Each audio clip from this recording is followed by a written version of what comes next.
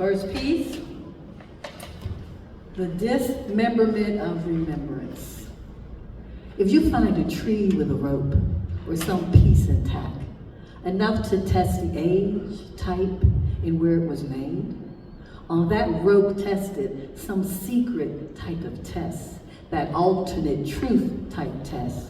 Perhaps if the rope still has trace of DNA of a Negro man, Negro woman, Negro child, animal, they can test that speck of blood. Not the ancestry spit test, the tall tale facts test.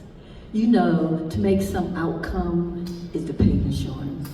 Wait, they would also need photos of the lynching, color snapshots preferred, different vantage points, 'cause we all look alike. Even dead, hung from branches, photos to be used as confirmation. If it was an animal, black child, black woman, black man. After the burning, we all smell well done. The photo would need to be tested for age, make of paper, to be sure if it's lies. A fabrication of a disgruntled, enslaved, Jim Crow person or persons, confirm the date written on the front of the photo in bad handwriting, smears of chicken grease. If this did take place on this date, this time, in this place, and if it was indeed a black woman, black child, black man, animal, then the need of the DNA of the lynchers to confirm indeed it was white men, boys, women affiliated with this said lynching, plus the trial transcripts or police non-report to prove the man black, woman black, child black, animal, was innocent of their subsequent death or well-deserving to be hung by the neck till dead, till the urine stopped, till bowels empty, screams cease. But wait, they would need the hour, minute scream started to the last scream to measure lynching's labor was or not cruel punishment. Because black folks don't feel pain. Because white folks ain't that type of evil just to kill for pleasure or to kill for the crime of not being white. Crimes of being in the wake of blackness, to believe they lynched on irregular, still no reparations. Did they test the ashes in the gas chambers of Auschwitz? Did they test the stale air for Zyklon B? Yet those survivors received their reparations.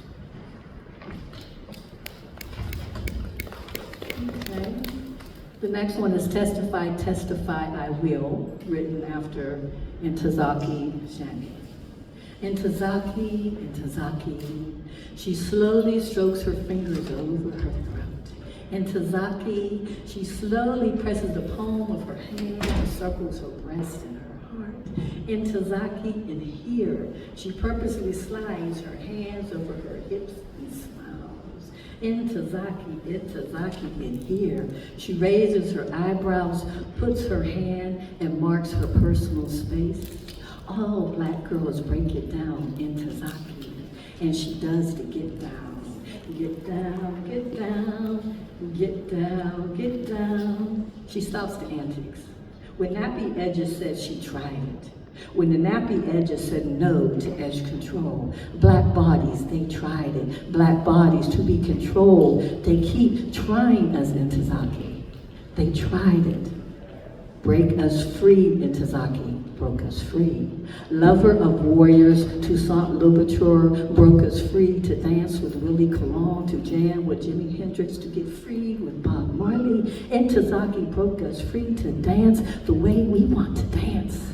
I do not need to shake my hips or drop crystals from my pussy or pull a Pulitzer poem from my crotch for you to know, I know, believe Ntozake broke us free. Who wants to live in a world where we own the universe? The world ain't never been big enough for a free black woman. Now we living in the universe, the world ain't good enough when we done tasted the desert, the ocean, the mountains, the skies. I do not need to walk on water in Tazaki. Our favorite word is no. After an evening of sex turned to rape and rape, not rough sex. Sex turned to rape and rape. In my head, I danced. He forced himself inside me as I danced in my head. With my Dahomey mothers and Sante Balea gathered around me and danced, shouted, "Viva la bread!" And he tried to take my magic, but all he took was an empty space. I walked away in Tazaki.